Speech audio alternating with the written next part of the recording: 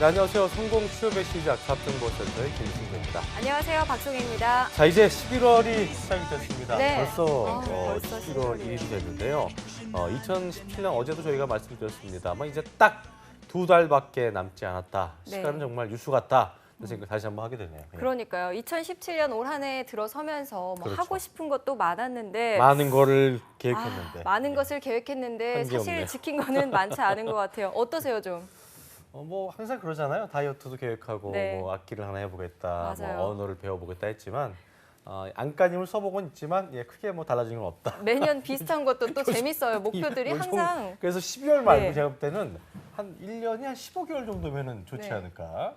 나이도 천천히 먹고 좋네요. 그러니까요. 네. 예, 그렇습니다. 자, 아마 좀 더 몇 달만 더 있었으면 좋겠다, 올해가. 이런 생각하는 취준생분들도 좀 저희 계실 것 마음은 아닐 같은데. 거예요, 그렇죠? 네. 네. 못다한 아쉬움보다 또 다가올 미래에 대해서 준비하고 또 현재에 충실하는 그런 자세를 가지면 조금 그렇습니다. 더 행복할 수 있지 않을까 이런 생각이 듭니다. 자, 지나간 뭐 아쉽긴 합니다만 네. 어제보다는 지금 살고 있는 오늘 그리고 다가올 내일을 준비하자는 이 말 참 네. 좋은 말인데요. 진짜 내일을 준비하는 마음가짐으로 11월 첫째 날 잡종센터 지금 바로 출발합니다.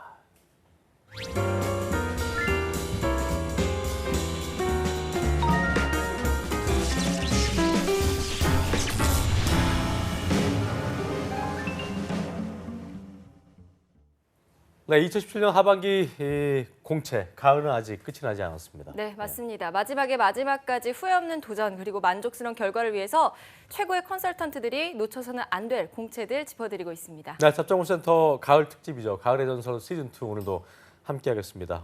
어떻게 보면 이제 게스트 중에 가장 안방 마님 같은 분인데요. 네. 위퍼트의 조민혁 강사님 모셨습니다. 어서 오십시오. 네. 어서 오세요. 1년이 15개월이었으면 네. 좋겠다. 뭐 달라질 거 크게 아니, 근데 없을 것 같아요, 근데. 흰머리에서 는 것 같아요. 힘들어요? 요새 좀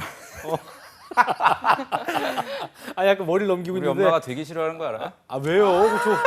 이거 좋은 얘긴데. 흰머리. 근데 또 제 나이가 있으니까요. 그것도 그런데. 네.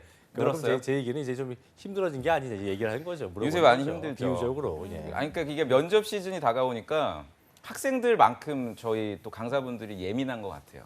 그래요? 네. 그러니까 저희가 드리는 한마디 전적 때문에? 전적? 그런 것도 있고요. 그러니까 서류 단계에서야 뭐 떨어지면 뭐 힘내라 이렇게 할 수가 있는데 면접은 당장 날짜가 딱 코앞에 정해지다 보니까 되게 예민할 수밖에 없겠구나. 그렇죠. 뭐 단어 선택 하나하나가 굉장히 또 예민하고 하다가 받아들이는- 학생들과 또 의견이 충돌할 수도 있고. 네. 그래서 아까 전에 연초 계획 두 분이 말씀하셨는데 저는 사실 올해 연초에 계획한 게 있었어요. 뭐였어요? 네. 학생들한테 좀 힘이 되는 얘기를 좀 많이 해주자. 어떤 이런 목표를 가졌는데 저 나름대로는 지키고 있는 것 같아요. 지금 많이 좀 소프트해지지 않았습니까? 방송이? 근데 소프트해지긴 했는데 약간 힘이 빠져가지고 소프트해진 것 같은. 그러니까 저도 보니까 예. 그 구별을 좀 해야 될 것 같더라고요. 그냥 느껴지는 걸 다 모두에게 얘기하면 안 똑같은 되고. 걸 다 하면 안 되고. 그렇죠. 그리고 또 어제 롯데가 인적성 발표를 했거든요. 되게 재밌더라고요. 롯데 채용 같은 게 보니까 또 성적표를 또 나눠줬어요. 그러니까 인적성 성적표를 나눠줬다? 그렇죠. 그러니까 불합격자들한테만 나눠줘요. 네. 그러니까 거기 성적표를 보니까 전체 점수가 지원자 몇 점이고 뭐 언어, 이해, 추리, 공간, 지각 사트 같은 경우에는 성적표를 주진 않거든요. 그러다 보니까 이제 우리 구직자분들이 뭘 틀렸나? 어느 영역에서는 좀 부족함을 느꼈다. 근데 또 여러 가지 또 의견들도 갈리고 오늘 또 삼성이 발표가 지금 실검에 벌써 떴더라고요. 삼성 채용이. 네. 오늘 아마 오후에 또 발표가 될 거고 CDA도 될 거고 숨이 하나씩 조여오고 있는 여러분들과 방송을 하고 있습니다. 알겠습니다. 네. 자, 다음으로는 이제 잡정보센터의 윤희윤이 소개해드릴게요. 이거 김혜영 어제와 굉장히 캐스터. 다르게 분위기 좀 달라 보이는데요. 네, 나왔습니다. 오늘 깜찍해요. 안녕하세요. 어서 오십시오. 네, 안녕하세요. 김하윤입니다. 네, 오늘은 오늘- 좀 앞머리를 올려봤습니다. 오늘 다시. 것도 좀 뭔가 의상도 그렇고 네. 깜찍하네요. 감사합니다. 알겠습니다. 네. 자, 저희는 이제 제가 볼 때는 11월이 되면 네. 이제 뭐 한가해진 거 아니냐라고 생각을 저희가 좀 쉽게 할 수 있는데 그게 아닌가 봐요. 전혀 아니죠. 지금 뭐 어제 샘표도 또 아니 어제 밥 발표도 먹자고 나고. 했더니 괜히 바쁘다고 이렇게 튕겨내시면서 그런 사적인 얘기를 막 해도 되는 거예요? 뭐 하는 거죠. 뭐, 예. 그래요. 시간 꼭 내겠습니다. 제가. 예, 알겠습니다. 그 예. 기업들이 다음 주에 마감인 기업들도 많고 또 특히 오늘 다뤄볼 기업이 상당히 알짜 기업이에요. 저도 오늘 방송 위해서 조사하다 보니까 놀란 면이 되게 많아요. 이 기업에 대해서. 그래서 아마 조만간 오뚜기처럼 이렇게 탄탄한 기업으로 또 여기저기서 소개되지 않을까 좀 그렇군요. 여러분들의 관심이 주목되는 기업입니다. 어떤 궁금해지네요. 기업이길래 그렇죠? 메일유업. 아, 메일요? 메일유업인데 아하. 여러분들 아마 우유만 떠올리실 텐데 네. 아니에요. 그럼 떨어진다. 맞아요. 우유만 떠올리면 불합격하게 될 거예요. 요즘 한참 핫한 그 핫하고요. 커피숍도 있고 커피 아 역시 잘 알잖아요. 진짜 잘하시네. 좀 잘 알죠. 네. 상하 목장 이런 거 전 잘 알고 있습니다. 브랜드도 알고 있고. 일부러 준비하고 옵니까? 아닙니다. 아니요. 아니, 내가 할 걸 다 해버리네. 어제 거기 갔었는데 네. 아무튼 그 기억이 나네요. 그런 얘기들 오늘 좀 풀어 나가도록 해보죠. 알겠습니다. 네. 자, 메일유업의 2017 하반기 신입 공채 어떻게 좀 진행되는지 먼저 자기소개서 항목을 저희가 김하연 캐스터 통해서 자세히 짚어보겠습니다. 함께 해보시죠. 네, 국내 우유업계 2위 메일유업의 2017 하반기 채용 공고 살펴보도록 하겠습니다. 먼저 서류 접수 마감은요. 11월 5일 이번 주 일요일 6시에 마감이 됩니다. 그리고 모집 부문은 영업, 마케팅, 해외 사업, 연구개발과 생산, 그리고 경영지원 부문에서 신입사원 모집하고 있고요. 전형 절차는 서류 전형과 인적성 검사 1차 면접과 2차 면접으로 진행이 됩니다. 이어서 자소서 항목 살펴보도록 하겠습니다. 첫 번째 항목입니다. 메일유업에 지원한 동기와 입사 후 10년 내 이루고자 하는 목표와 이를 달성하기 위한 계획을 구체적으로 기술하는 항목이고요. 두 번째 항목 살펴보겠습니다. 2016년도 이후 출시된 당사의 제품 중 한 가지를 선택해서 경쟁사 대비 강점 및 보완점, 그리고 메일유업의 시장 경쟁력을 높이기 위한 방안을 기술하시면 됩니다. 3번 항목입니다. 네, 본인이 지원한 직무 수행에 필요한 지식과 기술 등 남들과 다른 전문성을 갖추기 위해 어떤 준비를 했으며 본인이 어떠한 면이 해당 직무에 적합한지 구체적으로 작성하는 항목입니다. 마지막 항목인데요. 4번 항목입니다. 메일유업은 현재 중국과 일본, 미국 등 총 7개 국가에 유가공품을 수출 중에 있고 국내뿐이 아닌 해외 여러 업체와 경쟁력은 필연적일 수밖에 없는 상황에 있다고 하는데요. 이어서 살펴보겠습니다. 자신이 메일유업의 마케터라고 가정하고 현재 메일유업의 제품 브랜드를 하나 선정해서 해외 시장에서 성공적으로 론칭하기 위한 전략을 제시하는 항목입니다. 네, 마치 PT 면접에서 봄직한 아주 구체적인 주제라서 조금 부담스럽게 느껴질 수도 있을 것 같은데요. 어떻게 작성해야 합격할 수 있을지 스튜디오에서 자세하게 알아보겠습니다.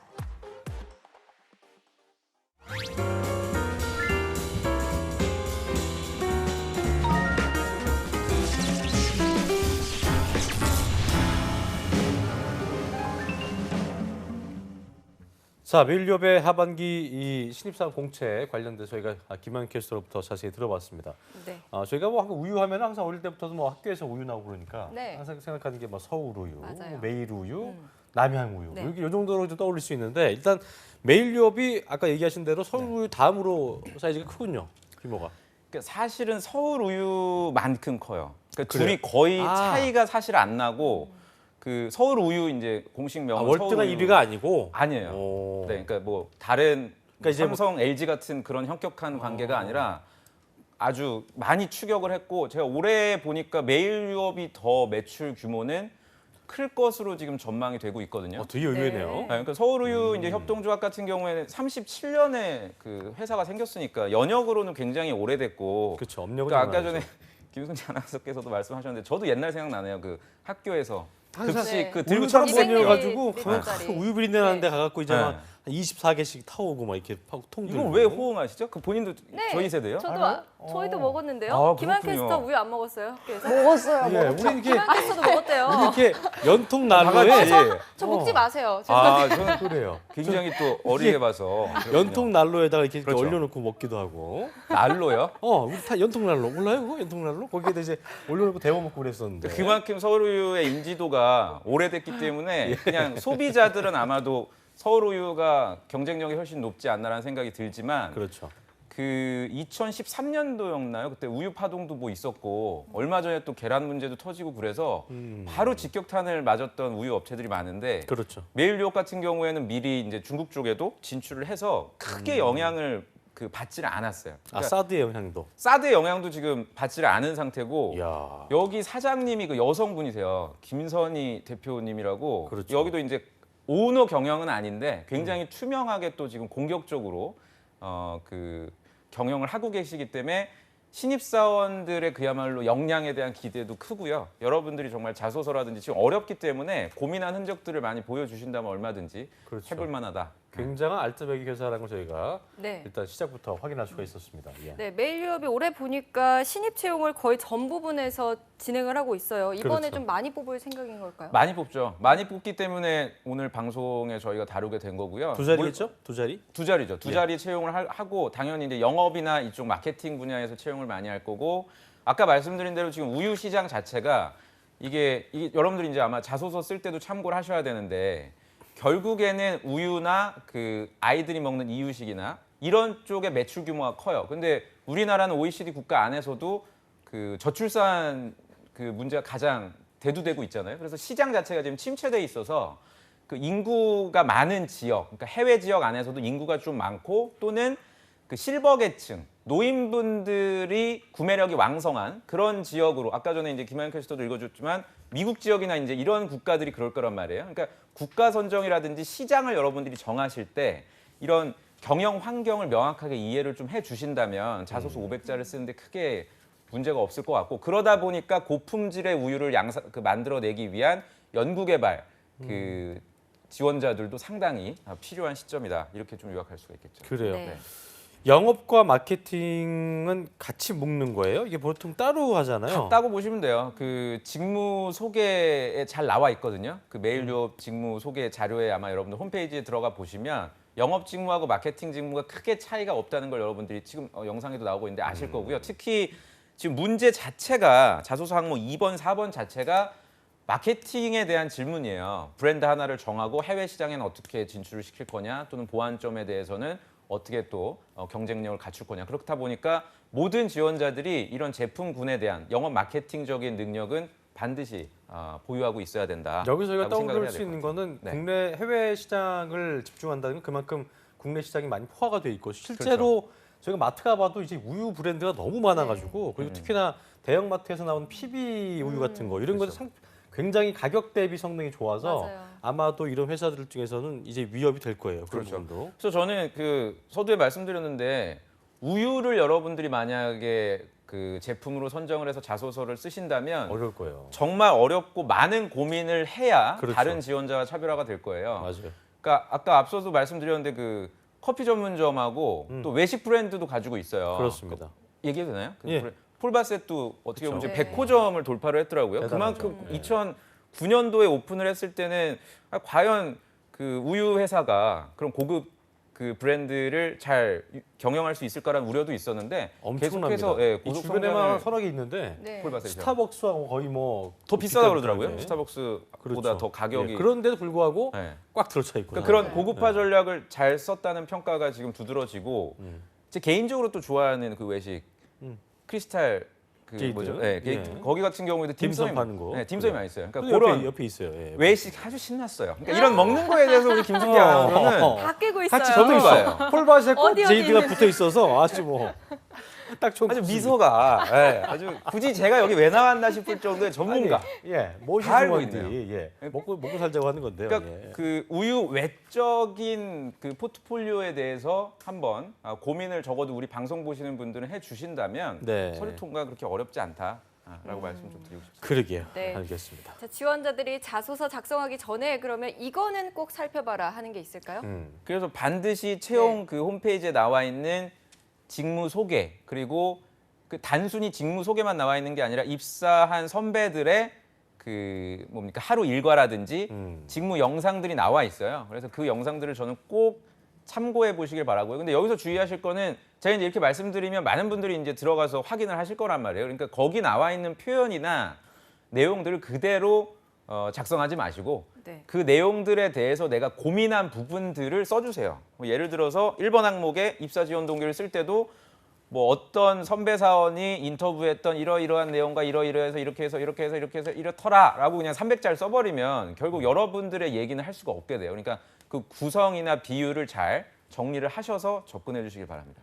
네. 서머라이징을 잘 해서 좀 엑기스 있게 그렇죠. 좀 임팩트 있게 쓰는 게 중요하겠고 접수 기간 보니까 이제 23일부터 시작을 해서 이제 거의 막바지예요. 나흘밖에 남지 않았는데 지금쯤이면 이제 뭐 거의 작성 초안이고 이제 거의 뭐 시작이죠. 작성을 거의 다 해놨 단계인가 아니면 뭐 다음 주에 지금 마감이 아니군요. 이번 주 그렇겠네요. 이번 주 지금 보통 13일이면은 네. 단계를 어떻게 잡아야 돼요? 며칠 정도를 준비 단계 잡고 쓰기 시작하는 건 언제부터예요? 5일 내에 끝내셔야죠. 요새 같은 때는 사실은 네, 지금 이제 채용이 많이 없어지고 있기 때문에 하나라도 남은 기업들을 여러분들이 좀 다양하게 쓰기 위해서는 계속 11월 5일 이번 주 일요일까지 끌 게 아니라 오늘 방송 보시고 늦어도 이번 주 금요일 네, 금요일까지는 완성을 해서 제출해 주. 그러니까 지금 시간이 없을 거예요. 오늘 저희 그러겠네요. 방송 보시는 거 가지고 작성을 완료하셔야 될 것 같습니다. 자, 자소서 항목이 4개예요, 총. 1, 3번은 기본적인 항목일 테고 2, 4번이 약간 어떤 그 PT 면접 같은 네. 그런 주제 같은데 일단 하나 짚어 볼게요. 1번 지원 동기와 그러니까 입사 포부가 첫 번째로 가 있네요. 보니까. 예. 그렇죠. 그러니까 2번하고 4번이 말씀해 주신 대로 PT 직무에서 그러니까 PT 문제라는 게 보통 대안을 제시하라는 것들이 대부분이거든요. 지원자가 이런 상황에서 어떤 아이디어로서 해결해낼 수 있는지 그런 추진력과 계획성을 보는 게 이제 2번하고 4번인데 1번에서는 지원자의 선택 이유와 그 선택 분야, 여러분들이 지원하신 직무 분야가 있잖아요. 그 직무 분야에서 구체적으로 달성할 수 있는 목표를 써주셔야 돼요. 그래서 기억해 두셔야 될 거는 첫 번째는 아까 우리가 앞에서 얘기한 그런 다양한 회사들이 있는데 우유 회사들이 있는데 왜 하필 메일 유업을 선택했는지에 대해서 명확하게 밝혀주셔야 됩니다. 특히나 그게 1등 회사가 아닌 경우에는 그렇죠. 더더욱. 그리고 이미 어느 정도 좀 저희가 말씀을 드렸어요. 앞부분에. 왜 메일 유업을 여러분들이 선택을 좀 해야 되는지에 대해서. 네, 그러니까 그 부분을 참고해서 좀 써야 될 거고 10년 내에 이루고자 하는 목표라 그래서 그러니까 10년이라고 정해놓은 이유는 그게 뭐 꼭 2027년까지 가라는 얘기가 아니에요. 그러니까 지금 다니고 있는 메일 유업 직원들도 몰라. 본인들이 2027년에 뭐 할지. 그러니까 그렇죠. 그 부분에 대해서 맞아요. 너무 조사를 하시느라고 시간을 뺏기지 마시고 자소서를 딱 봤을 때 이 지원자가 뭘 하겠다는 게 그냥 좀 그려지면 돼요. 구상이 되면. 그래서 예를 들면 이런 거죠. 내가 지원한 연구개발 분야에서 현재 이슈가 되고 있는 것들이 요러한 게 있더라. 뭐 저지방 우유다 또는 뭐 아까도 뭐 PB 브랜드라든지 고퀄리티 우유를 말씀을 했었는데 그런 우유를 개발하기 위해서는 어떤 전공 지식이 필요하기 때문에 이런 지식을 활용해서 이런 걸 한번 해보겠다 네. 정도만 써주시면 돼요.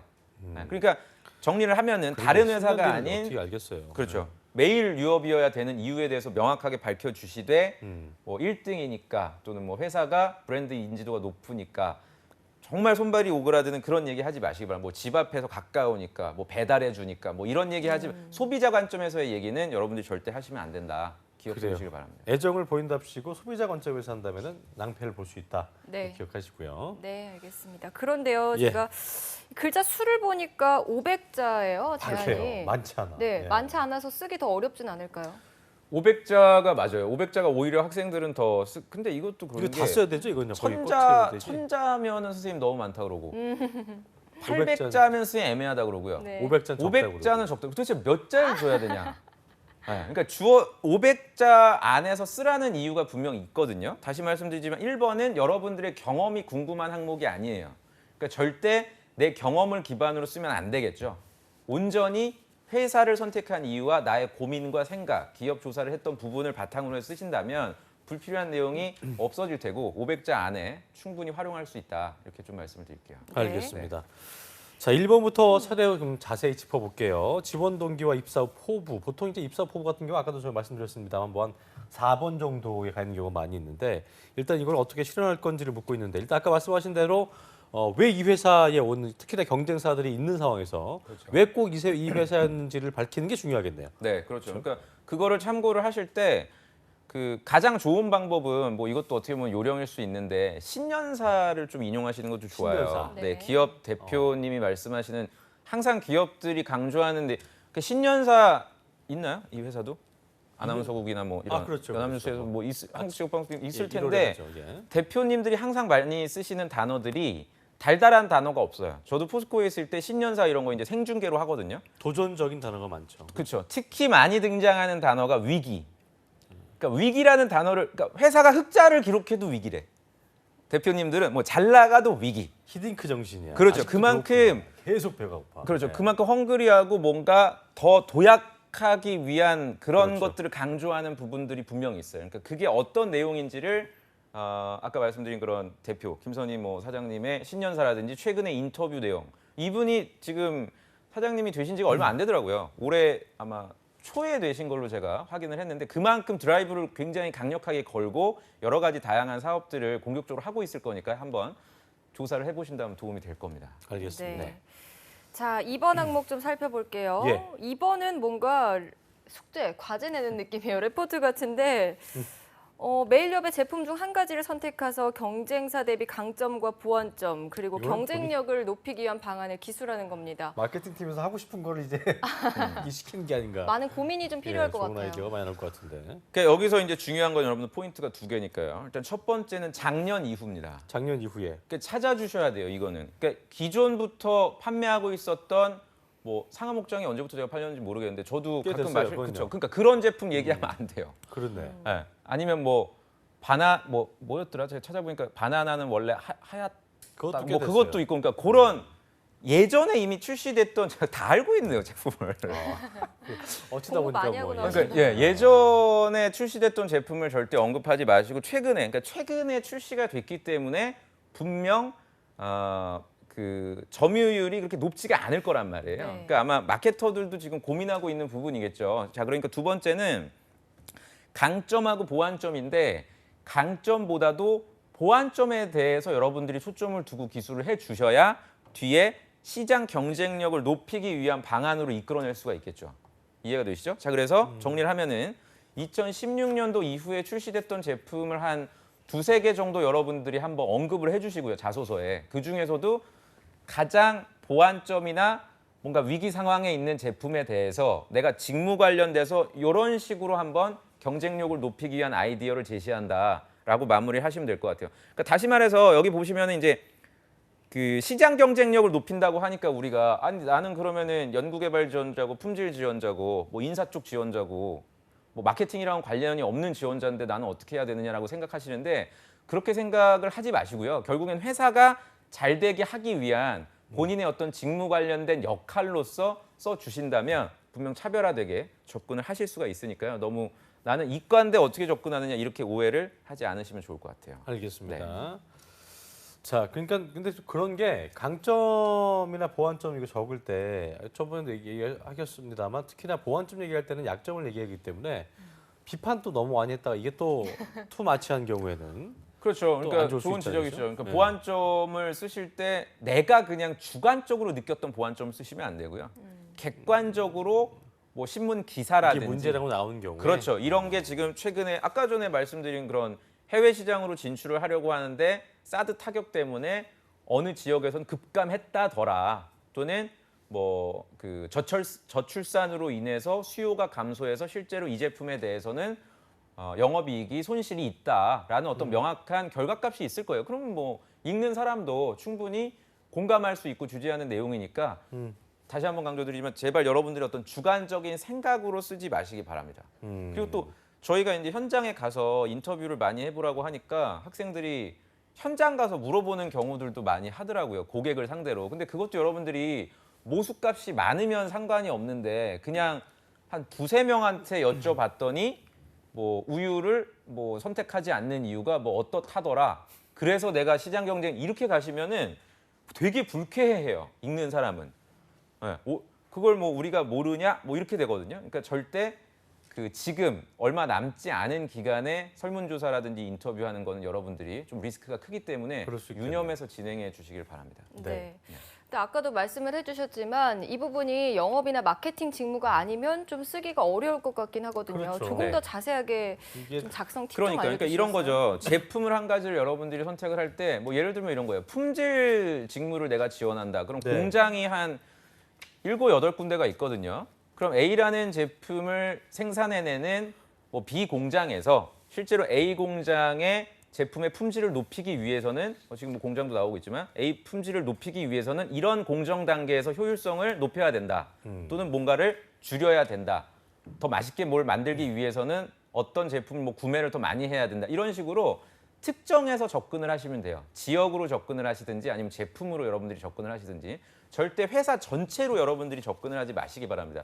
메일 유업 전체를 가지고 접근하게 되면은 마치 임원분들이 얘기하는 그 느낌의 좀 추상적이고 너무 네. 범위가 불문술하고. 큰 얘기로 자소서가 흐를 수가 있어요. 500자밖에 안 거실로 되니까. 가면 안 되는 거고. 안 되죠. 그러니까 선택과 임시로. 집중을 해서 접근을 해주시고요. 우리 이공계 분들은 다시 한번 말씀드리지만 공장 또는 연구 분야, 공정 단계 이렇게 하나의 카테고리를 나눠서 그 부분에 대한 어떤 나의 생각과 제고시키기 위한 굳이 방안을 제품 써주시면 갈 돼요. 필요 없이 없습니다. 네, 그렇죠. 그 그렇게 접근을 부분은 하는 것도. 만약에 제품이란 말을 하니까 이공계 쪽도 우리가 저기 뭐 저기 치즈 같은 거 하나 저기 어디 구해와가지고 알아봐야 되는 거 이렇게 생각할 수도 있을 텐데 그런 거 아니고. 그렇게 하면야 너무나 좋지만 제가 이제 차선책을 말씀드리자면 이제 그렇다는 음, 거죠. 그래 네. 알겠습니다. 네.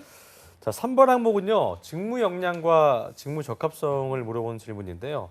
3번 항목 같은 경우는 어느 부분에 좀 집중을 해야 될까? 본인의 어떤 강점을 얘기하기 중요할 텐데. 3번은 사실 저희 방송을 꾸준히 NCS네요, 그렇죠? 그렇죠. 예. 보셨다면 아주 뭐 거의 전문가가 다 돼서 이제 제가 예. 필요가 없을 것 같습니다. 예. 거의 그 필요한 지식과 기술 등이에요. 그러니까 이 부분도 너무 여러분들이 한정적으로 생각하시면서 스트레스 받을 필요는 없어요. 뭐 예를 들어 내가 뭐 품질 관리사라든지 뭐 그 뭡니까 기사 자격증이라든지 이런 걸 보유하고 있지 않은데 나는 그럼 쓸 게 없다 이렇게 접근하지 마시고요.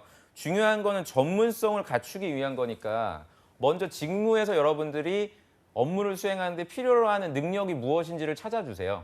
예를 들어서 영업 직무 같은 경우에는 당연히 협상이라든지 조정 능력, 그 대인관계 측면에서 갈등 관계를 풀어내는 그 전문성이 중요하단 말이에요. 그러면 그런 대인관계에 있어서 내가 강점을 갖기 위한 준비 과정을 얘기해 주시면 됩니다. 그게 꼭 무슨 자격증이나 뭐 어학연수 이렇게 눈에 보여질 필요는 전혀 없단 말이에요. 작은 학교 내에서의 프로젝트를 진행하더라도 갈등 관계가 있었다면 얼마든지 여러분들이 활용을 해주실 수가 있으니까요. 그 부분은 너무 우려하실 필요는 없고 두 번째는 이런 직무 관련된 강점을 쓰라고 하면 학생들이 나열식으로 접근하는 경우가 굉장히 많아요. 첫째, 뭐 커뮤니케이션 능력이 있습니다.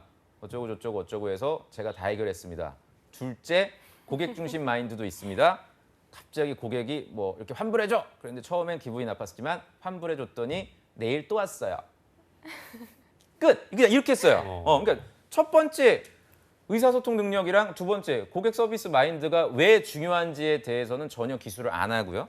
두 번째 각각의 또 경험들이 굉장히 좋은 경험이에요. 경험이 나쁘다는 게 아니라 둘이 어떤 연결고리가 전혀 없는 상태에서 그냥 독립된 경험으로 여러분들이 써버리시면은 사실 읽는 사람들이 굉장히 지루하니까 가급적이면 스토리 형태로 이어질 수 있는 경험들을 선택을 해주시고요. 반드시 이런 부분들은 뭐 저 같은 전문가를 만나보시면 가장 좋지만 뭐 그러실 시간이 없다면 실제로 근무하고 계신 실무자들을 여러분들이 꼭 만나서 확인을 하는 것도 저는 하나의 방법이 아닐까라는 실무자 조언을 만나는 게 참 드립니다. 쉽지 않아서 이제 그게 문제긴 하죠, 그렇죠? 그러니까 미리 사실은 그래요. 그건 맞아요. 포스코 있을 때 그 네. 실무자 만나고 오고 싶어 해서 만난 적 있어요? 저는 장기간 준비했기 때문에 포스코 입사를 위해서 꽤 오랜 기간 준비를 했기 때문에 뭐 크게 어렵지는 않았거든요. 제 얘기는 근데 본인이 실무 있을 때 그런 만나러? 원하는 친구들을 만나 있죠. 있어요? 실제로 그럼요. 네. 채용 담당자들을 한번 만나보고 싶다라든지 이런 분들 있어요. 네. 그런 분들은 기억에도 남고 뭐 다 그런 건 아니지만 면접까지 그런 분들이 오게 되면은 얘기를 드리죠. 그 면접관 분들께 김승재 지원자는 실제로 열정이 굉장히 높기 때문에 한 적 있었다? 팀장님이 좀 오. 자세하게 봐주시면 좋을 것 같다라든지 뭐 임원 면접 때도 그런 부분들이 충분히 반영이 되고 이제 그렇게 해서 이제 입사하면 가장 힘든 부서로 보내요. 네. 네, 가장 그러니까 로열티가 크니까 그런 분들은 적당한 부서 보내지 않고 가장 힘든 데로 보내서 뭐 한 2년, 3년 정도 열심히 하면 나중에 또 유학도 보내주고. 또 이 말 듣고 재무돈 판다 생각하지 마시고 그럼요. 용기만 내면 돼요. 그 보러 온다는데 그 싫어할 사람 누가 마다하겠습니까? 아무튼 네. 용기를 좀 내셔서 그렇잖아요. 뭐 돈 드는 거 아니잖아요, 그렇죠? 그렇죠. 그러니까 저도 지금 보니까 메일유업은 채용 블로그를 또 운영을 하고 계시더라고요. 네. 채용팀에서. 거기 보면은 2017년 상반기 재학생도 입사한 친구 있는데 상반기에 입사한 분들의 그 연락처도 있어요. 이메일 주소나 그래요? 얼마든지 열려 있다고. 요즘은 딱 저장만 하면 카톡이 또 되니까. 그럼요. 지금 생각난 게 제 학생도 SNS로. 건국대학교네 그 친구가. 건대가 또 우유랑 또 관련이 네네. 좀 있잖아요. 축산학과 쪽. 뭐 또 나오나요? 축산학과 쪽. 그쪽이 또 동물. 있기 때문에 이 친구도 무토익이었어요. 토익 네. 점수가 없었고 말하기 점수가 토스 5. 높지 않은 점수. 토익으로 따지면 거의 한 600 중반 정도밖에 네. 되지 않는 수준이었는데도 최종 합격을 해서 잘 다니고 있거든요. 어허. 그만큼 이런 그 면접도 사실 오늘은 얘기할 시간이 없지만 되게 디테일하게 물어봐요. 면접을. 이런 식으로. 네, 뭐 지원자 뭐 공백기가 있냐, 너 어학 점수가 왜 낮아? 이런 걸 물어본 게 아니라 자네가 이번에서 뭐 폴바셋에 대해서 언급을 했는데 그럼 너 원래 커피를 좋아하는 애야?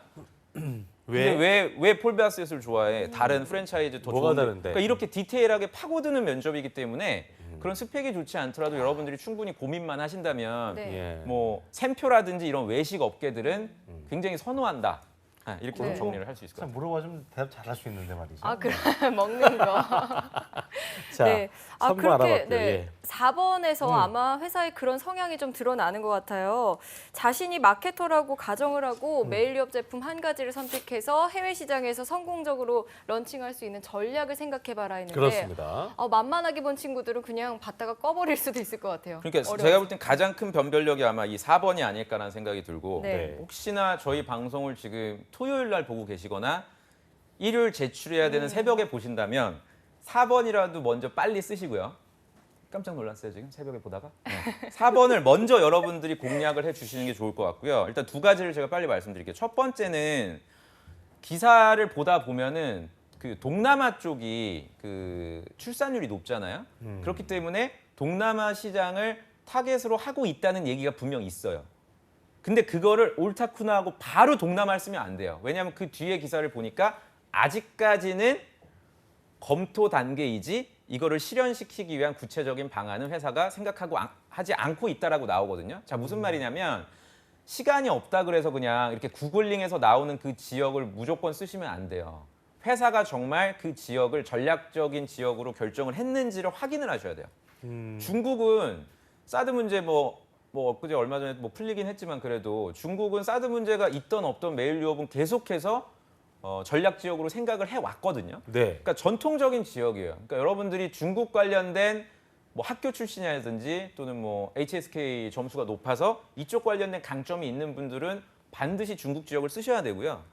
다른 뭐 일본이나 미국 지역 같은 경우는 아까 제가 서두에 말씀드린 그런 그 고령화, 실버 계층의 구매력을 소위 타겟팅으로 하는 지역이니까요.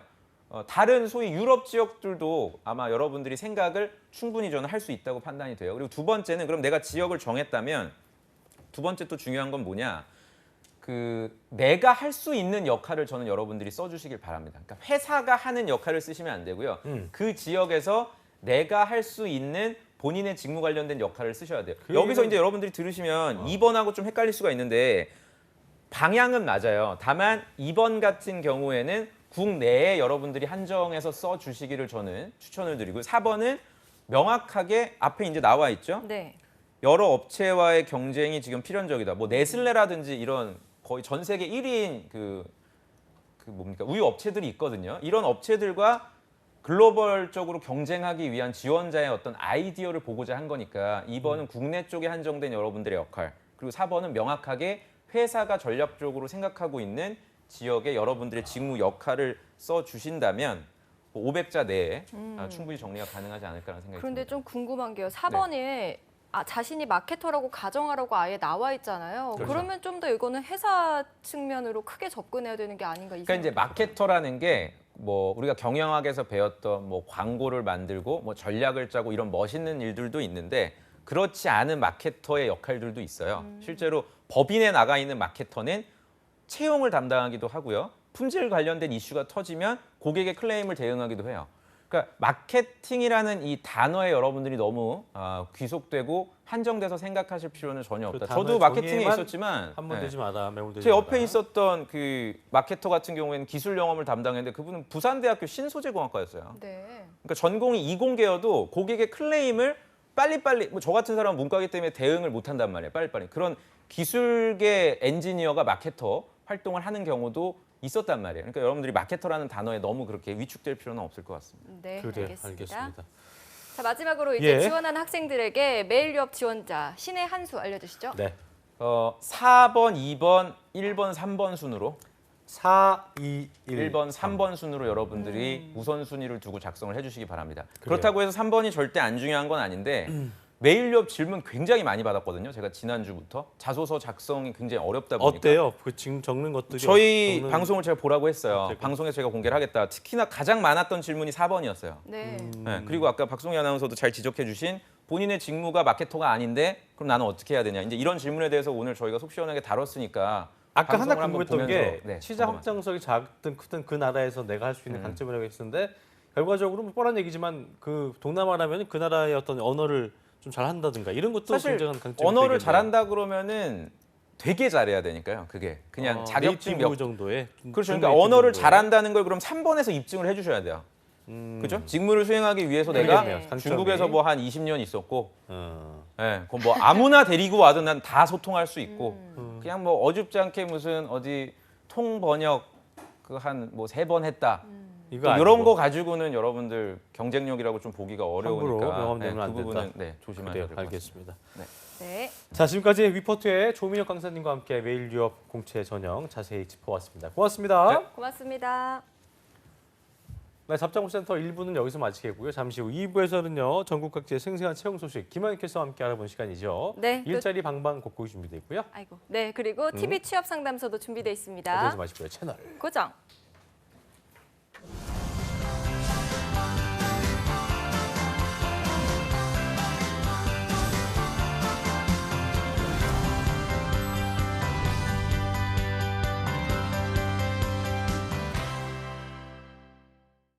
요즘 취업이 하늘의 별 따기인데 급여 몇 달 밀리는 게 어때서 그래?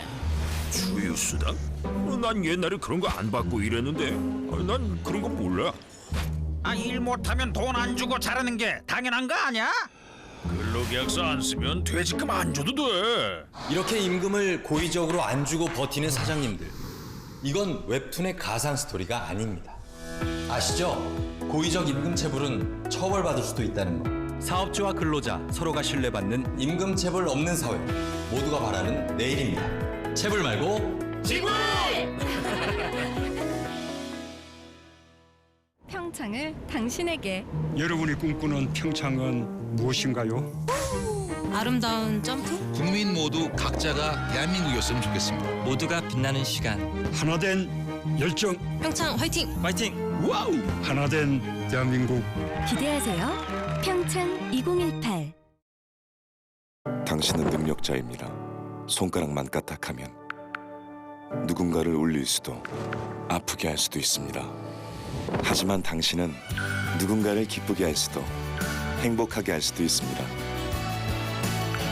온라인 댓글, 당신은 어떻게 쓰시겠습니까? 한국 직업 방송을 보면 취업이 보입니다.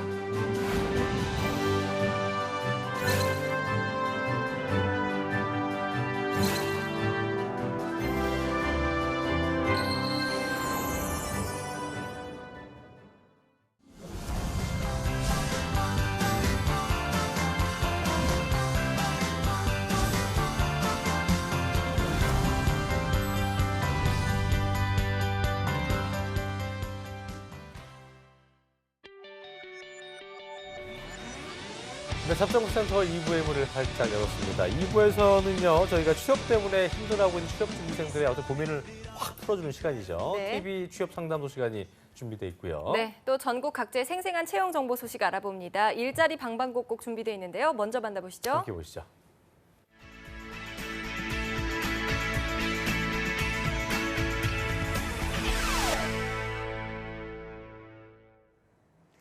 매일매일 전국 각지의 생생한 채용 정보를 알려드립니다. 일자리 방방곡곡, 오늘은 수원으로 먼저 떠나보겠습니다. 윤명희 주무관님 안녕하세요. 네, 안녕하세요. 수원 고용복지 플러스센터의 윤명입니다. 네, 오늘 수원은 어떤 채용 소식이 준비되어 있나요? 첫 번째로 소개할 기업은 주경산 시스템입니다. 수원시 영통구 봉영로에 소재한 화물 운송 중개 및 대리 서비스 업체로 화성시 물류센터에서 근무할 창고관리원 5명을 모집합니다. 담당 업무는 물류센터에서 입출고 및 하역 적재 업무를 하게 되고 구인 조건은 학력, 경력 무관하며 근무 장소는 화성시 양감면 초록로 103번 길이며 근무 시간과 급여는 주간 오전 9시에서부터 오후 6시 주 5일 기본급 170만 원, 야간은 오후 6시부터 이길 오전 3시까지 주 6일 기본급 심야수당 포함하여 220만 원으로 대부분 잔업이 있으며 월평균 220만 원에서 300만 원 정도를 수령한다고 합니다. 복리후생으로는 이식 제공, 기숙사, 퇴직연금이 있습니다. 지원을 희망하시는 분은 워크넷 구인 내용을 확인하시고 이력서 자기소개서를 방문, 우편, 이메일로 접수해 주시기 바랍니다. 네, 학력과 경력 모두 무관하다고 합니다. 경력이 없으신 분들은 꼭 한번 지원해 보시기 바랍니다. 이어서 다음 소식 알아보겠습니다. 두 번째 소식은 다양한 프로그램과 특강 소식 준비했습니다. 단기 집단 상담 프로그램으로는 11월 6일 월요일 대인관계 능력 향상, 11월 7일 화요일 면접 기술 습득하기를 주제로 오후 2시부터 5시까지 열릴 예정입니다. 그리고 특강 프로그램으로는 11월 10일 금요일 이력서와 자기소개서 작성 방법을 주제로 오후 4시부터 6시까지 특강이 진행될 예정입니다. 프로그램 장소는 수원 고용센터 3층 단기 집단 상담실과 실업급여 설명회장으로 참여를 원하는 구직자분들은 일정을 참고하셔서 미리 워크넷을 통해 신청하거나 고용센터를 방문하여 접수하셔야 합니다. 프로그램과 관련한 궁금한 사항은 국번 없이 1350번으로 연락하시면 됩니다. 네, 대인관계 및 면접 기술이 필요하신 분들은 꼭 한번 참여해 보시기 바랍니다. 윤명희 주무관님, 오늘 소식 감사합니다. 네, 고맙습니다. 일자리 방방곡곡 경기도의 채용 정보 살펴봤습니다.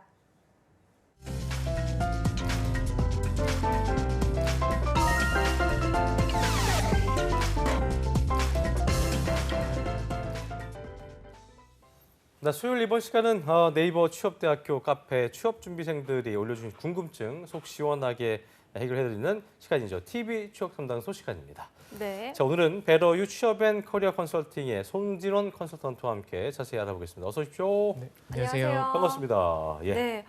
요즘 취준생들이 한창 또 면접도 고민 많을 때죠. 진행되고 네, 하기 때문에 고민이 많으시길 것 같은데 학생들이 가장 많이 물어보는 게 어떤 거예요? 최근에는 체력 관리를 많이 못하는 것 같아서 네. 특히 장기전으로 가다 보니까 좀 체력이 좀 저하된 부분이 많아서 그 부분에 대한 좀 궁금증이 많아요. 어떻게 답을 해주세요? 그래서 뭐 저 같은 경우는 체력 관리 온천을 간다든지 그런 식으로 하거든요. 온천? 네. 학생들한테 온천 가라. 네, 뭐 스파를 잠깐 얘기하는 공부 열심히 거죠? 하다가 동네 목욕탕 가서 좀 몸 좀 지지고 와라. 그래요. 그런 식으로 사우나 얘기하는 답변. 거죠? 네, 사우나. 나도 뭐 저기 유성 온천 이런 거 얘기하는 저도요. 아, 네, 온천도 가고요. 좀. 아, 그래요? 네네. 대전에 유성 온천도 학생들은- 가고. 시간 여유가 없을 네. 텐데 뭐 동네 목욕탕 가서 좀 그쵸. 지지고 와야겠네요. 예. 알겠습니다. 네. 자, 그럼 오늘도 변함없이 함께할 2부 잡정보센터 도우미죠. 선유인 캐스터 함께하겠습니다. 어서 오십시오. 안녕하세요. 온천 좋아합니까? 좋아합니다. 온천 좋아할 것 같아요. 고맙습니다.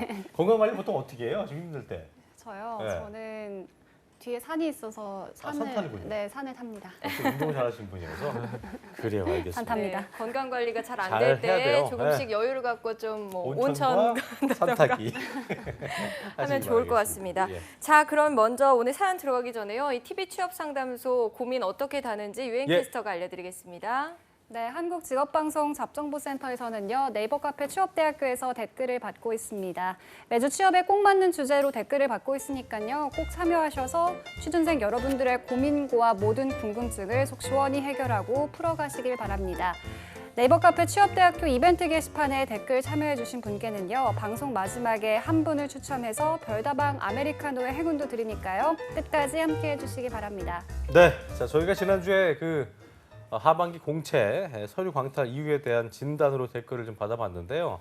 댓글이 굉장히 많이 달렸었어요. 네. 그래서 굉장히 좀 다 소개해드리지 못해서 죄송한 마음이 들었었는데 어쨌든 그만큼 취업준비생들이 어떤 관심이 어마어마하고 네. 굉장히 절박한 마음이 크다는 걸 느낄 수 있는 시간이었습니다. 맞습니다. 자, 궁금하신 사항을 저희가 풀어드리는 게 당연한 거기 때문에 앞으로도 많이들 보내주시길 바라면서 자, 오늘 풀어드릴 사연 댓글 먼저 유엔 캐스터가 첫 번째 댓글 읽어드리겠습니다. 함께 들어보시죠. 네, 첫 번째 댓글은요, 에스코님의 서류 탈락 고민입니다. 에스코님. 네, 예. 독일 외국대학교를 나왔고요. 미디어 전공, 커뮤니케이션 전공입니다.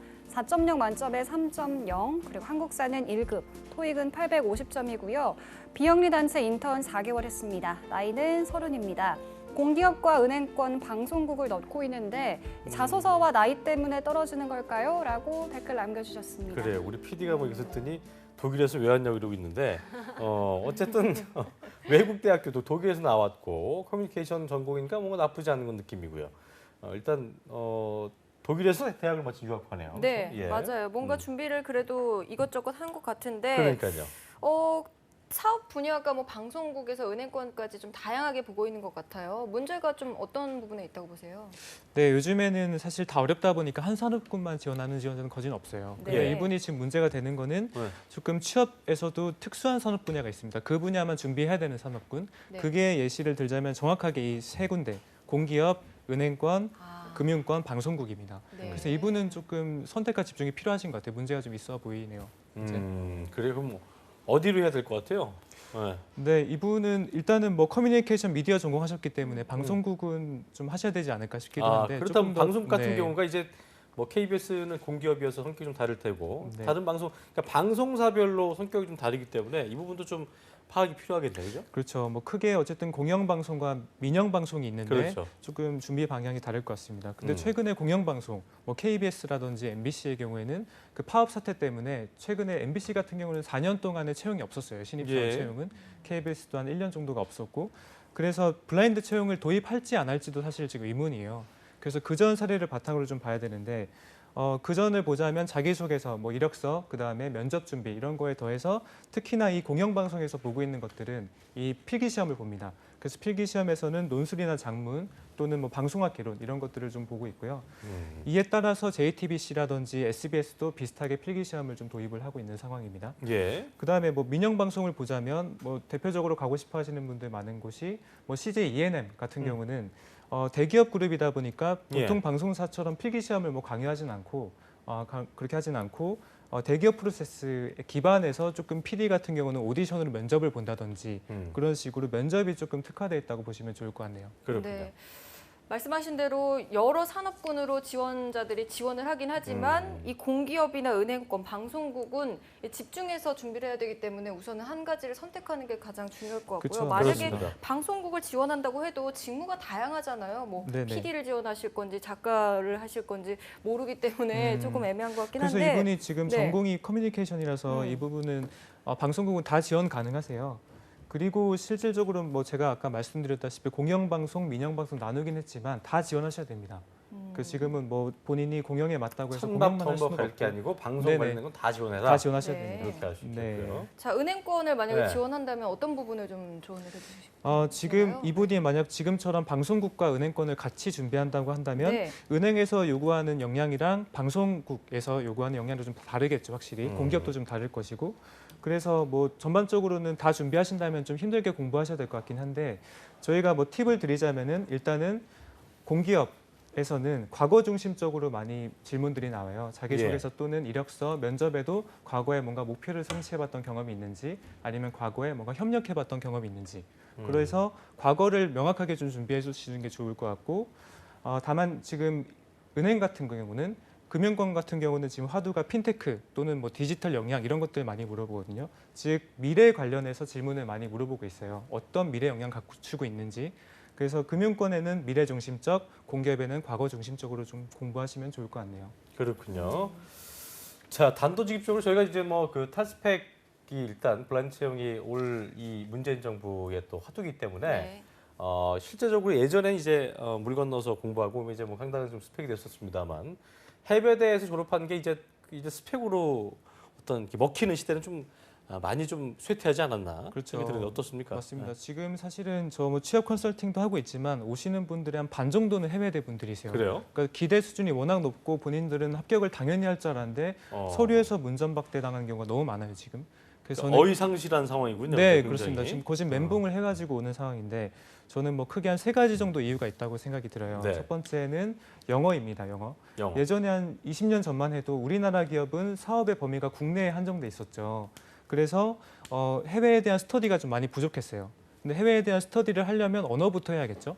그래서 언어가 좀 되어 있는 그 유학파생들을 많이 채용을 했는데 사실은 요즘에 국내 대학 나온 친구들도 영어를 되게 잘해요. 그러니까 영어가 굳이 해외대 분들이 잘한다는 인식이 좀 많이 없어진 딱히 상황이고. 큰 강점은 아니다. 그렇죠. 영어는 영어가. 이제 강점이 아닌 것이고 두 번째는 글로벌 회사의 증가예요. 우리나라 기업들을 보면 현대차라든지 뭐 삼성전자 이제는 국내 기업이라고 보기가 힘들죠. 우리나라보다는 해외에서 나오는 매출이 훨씬 크고 그래서 이미 어느 정도 해외에 대한 스터디가 이루어졌고 거기에 따라서 또 굳이 해외대 출신 뽑아서 그 현지를 스터디한다든지 이런 것도 거기서 이루어지지가 외국인도 않아요. 뽑으면 되기 때문에 그죠? 그렇죠. 현지 네. 채용도 뽑고 맞아요. 합니다. 그래서 마지막으로는 뭐 조직 적합도 부분인데 이 부분은 최근에 뭐 욜로족으로 대변되는 현재 그 최근 세대에 그리고 회사 내에서의 조직 간 갈등이 되게 심화돼 있어요.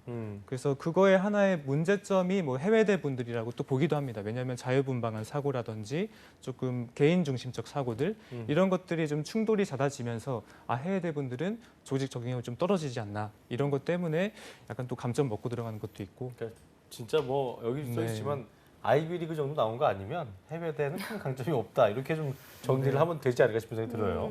그래도 그렇죠? 저는 예. 좀 희망적으로 그래도 해외대 이 독일에서 나온 것을 좀 강점으로 어떻게 좀 승화를 시키고 자신이 어필을 해야 될 준비했던 테니. 부분에 대해서 좀 그런 부분들을 강점으로 승화시킬 수 있도록 그런 조언도 좀 해주셨으면 좋겠는데요. 그렇죠. 지금 네. 에스코님께서는 지금 3군데를 지원하시는데 아까 말씀드린 것처럼 너무 지금 특수한 산업군만 3군데를 지원하시기 때문에 전략을 좀 확실히 수정하셔야 됩니다.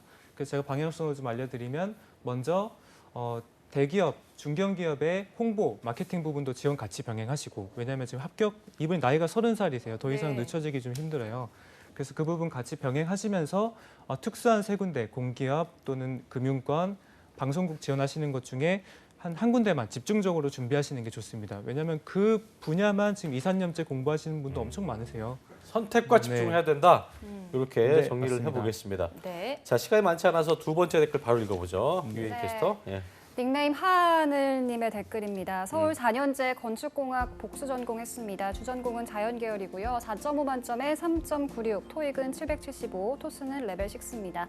건축기사 자격증 워드 1급, 교회활동 1회, 교내수상 1회인데 많은 대우건설, 포스코, 현대 많은 곳들에서 서류 탈락을 했고요. SH공사 서류 붙었는데요. 직무 관련 경험이 하나도 없고 영어 점수가 높지 않아서 딱히 내세울 게 없어서 다 떨어진 것 같습니다. 자소서를 더 잘 써야 했나 싶고 서류에서 걸러질 스펙인지 알고 싶습니다. 기사 자격증 하나 정도면 서류 통과할 줄 알았는데 아니네요. 라고 하셨습니다. 약간 이분은 어떤 그 고정관념에 좀 사로잡혀 있는 그런 분 같기도 하고요. 예. 뭔가 그래도 준비 많이 하셨는데 네. 쌤이 보기에는 어떤 점이 좀 문제였던 것 같아요? 네, 지금 사실 서류 전형에서 가장 그 가부를 결정짓는 것 중에 하나가 출신 대학교입니다. 출신 대학교. 거기에 따라서 서류를 아예 읽혀보지도 않고 탈락이 될 가능성이 되게 높아요. 사실은 저희 뭐 취업 컨설팅 하는 입장에서 봤을 때 이분이 지금 서울 4년제 건축공학을 복수 전공, 주전공도 아니시고 이런 경우에 탈락하는 것들은 어떻게 보면 좀 정상적입니다. 취업 컨설턴트 입장에선 정상적인데 이게 그냥 사회의 시민으로 봤을 때는 비정상적이죠. 이렇게 열심히 살았고 뭐 공모전도 하셨고 교회 내 수상도 하셨고 건축기사 자격증도 있으시고 열심히 사셨는데 떨어진 거는 구조적 탓이 좀 큰 것 같아요. 근데 요즘 블라인드 채용하니까 학교 안 보지 않아요? 그래서 블라인드 채용이 뭐 도입이 됐는데 아직까지 대기업들은 그거를 100% 활용하고 있지 않으니까 지금 문제가 되고 있는 거죠. 그래서 서울 4년제니까 뭐 스카일 수도 있고 밑일 수도 있겠지만 얘기는 이제 서울 4년제라고 쓴 거 보니까 이제 중사위권은 아니고 약간 밑에지 않을까라고 추측하시는 거죠? 추측컨대 이제 서울 4년제 보통 상위권대에 나오신 분들은 서울 상위권 대학교라든지 아니면 뭐 스카이 나왔다 이렇게 답변을 좀 하는데 이분은 지금 서울 4년제 저희가 추측컨대 한 국민대 정도 되시는 거 같거든요. 광명상가나 국민대 쪽에. 네네, 그 정도 되는 것 같습니다. 그렇죠. 예. 그리고 말씀하세요. 네, 뭐 건축공학이 지금 주전공도 아닌 부분도 있고 직무 경험도 없으세요. 근데 지금 지원하신 곳들이 너무 대기업 중에서도 건설사 중에 최상위권만 지원하셨습니다. 네, 그게 이제 이분의 지금 이번에 하반기 때 판단 미스가 아니셨나. 약간 그러면 본인 자신을 좀 알라 뭐 이런 얘기입니까? 그렇죠. 나의 지금 수준을 알라 얘기입니까? 예. 네, 뭐 솔직히 말하면 그렇습니다. 네, 그래서 이분은 지금 현재 서울 4년제 저희가 맞는 그 정도 학교 레벨이라고 한다면 최상위권뿐만이 아니라 중견기업도 준비하셔야 됩니다. 그렇죠. 네. 네, 그러니까 그런 말씀 안 하실 것 같았는데 나쁜 말이라기보다 본인이 돌직구를 가진 것도 많기 때문에 네. 괜히 너무 높은 데 써서 그런 자괴감을 느끼지 마시고 좀 더 눈을 지금 낮춰서 일단 경험 쌓는 것도 중요하다는 말씀이신 것 같아요. 네, 알겠습니다. 그렇습니다. 자, 그럼 세 번째 댓글도 읽어보죠. 네, 아이디 멜크님이 국승세단 나오셨고요. 기계공학과입니다. 4.5 만점에 3.64, 토익은 725, 토스는 레벨 6고요. 발명 아이디어 관련 교내 공모전 2회, 전국 단위 공모전 1회 수상했고 특허는 3개 진행 중입니다. 계속해서 자소서 광탈 중인데 스펙이 문제인지 자소서가 문제인지 모르겠습니다. 생산기술, 생산관리, 공무 분야로 작성했고요. 공모전과 특허는 끊임없는 도전으로 연관지어서 쓰고 있는데 이 부분을 바꿔야 할까요? 그리고 스펙에 계획에서 부족한 부분이 있다면 알려주시면 감사하겠습니다라고 댓글 남기셨습니다. 네, 저는 이공계분들은 다 취업이 쉬운 줄 알았더니 그렇지가 않은가 봐요. 이분도 욕심이 많은 것인지. 이분에게는 어떤 조언 좀 해주고 싶으세요? 네, 이분은 지금 공모전도 하셨고 특허도 진행 중이시고 되게 갖고 있는 게 많으신데 이 부분에 이분이 제가 지금 써놓은 걸 좀 보니까 자기소개서는 되게 많이 준비를 하시고 계신 분 같아요. 그래서 네. 공모전을 뭐 끊임없는 도전과 연동을 좀 시키겠다 이런 것들이 있는데 대부분 취업준비생들이 좀 놓치는 것 중 하나가 자기소개서 외에 이력서 부분입니다. 이력을 잘 쓰셔야 되고 그것도 기술이 있어요. 그래서 이 지금 경험이 되게 많기 때문에 이거를 자기소개서뿐만이 아니라 이력서에 되게 멋있게 진짜 쓰셔야 되는 거죠. 기업에서 혹할 만큼. 근데 그것들을 많이 못 쓰는 부분이 좀 미스가 생기지 않았나 생각이 들고 특히나 요즘에는 그 경력기술서 아니면은 자기소개서 플러스 그 이력 부분에 쓰는 것들이 다 점수화가 됩니다. 시스템화가 돼 있어서 기관도 점수화가 되고 뭐 대기업에서 했는지 아니면 중견기업에서 했는지 협회에서 했는지 이런 것들에 따라서 점수가 상중하게 다 배분이 돼요. 그래서 이분이 지금 하신 게 많기 때문에 이거를 잘 녹이는 게 관건이라고 생각이 좀 드네요. 재료가 좋으니까 요리를 좀 잘 해봐라 이런 말씀이신 네, 거라고 좋습니다. 이해를 하면 좋을 네. 것 같습니다. 자, 세 분의 탈락원이 짚어왔는데 저희가 시간이 많지 않아서 송쌤 그리고 에스코님, 송쌤께서 에스코님과 하하하 늘늘늘님과 멜크님 세 분 중에서 어떤 분 별다방 아메리카노 주실지 좀 짚어주시죠. 저희가 조언을 어쨌든 드렸고 전략이 되게 중요한 부분입니다. 그래서 전략을 좀 말씀드렸는데 가장 많이 바뀌어서 지금 만약 멘붕이 좀 오신 분을 제가 드리는 게 좋을 것 같습니다. 에스코님. 에스코님께서는 지금 준비하신 걸 조금 가다듬을 필요가 많이 있기 때문에 좀 커피 한잔 하시면 좋겠네요. 자, 에스코님 하시면서 축하드릴게요. 자신의 진로를 명확히 좀 해보셔야겠네요. 뭐 축하드립니다. 축하할 일은 아닌데 아무튼 좀 더 심길조하시길 바람하지 않겠습니다. 네, 힘내세요. 지금까지 베럴 취업 앤 커리어 컨설팅 송진원 대표님 그리고 유엔캐스터와 함께했습니다. 두 분 고맙습니다. 네, 감사합니다. 네, 오늘도 알찬 한 시간이었습니다. 내일도 특집 가을의 전설 시즌2는 계속되니까요. 여기까지 본방사수 해주시길 바라겠습니다. 네, 저희는 내일 오전 10시에 오겠습니다. 고맙습니다. 고맙습니다.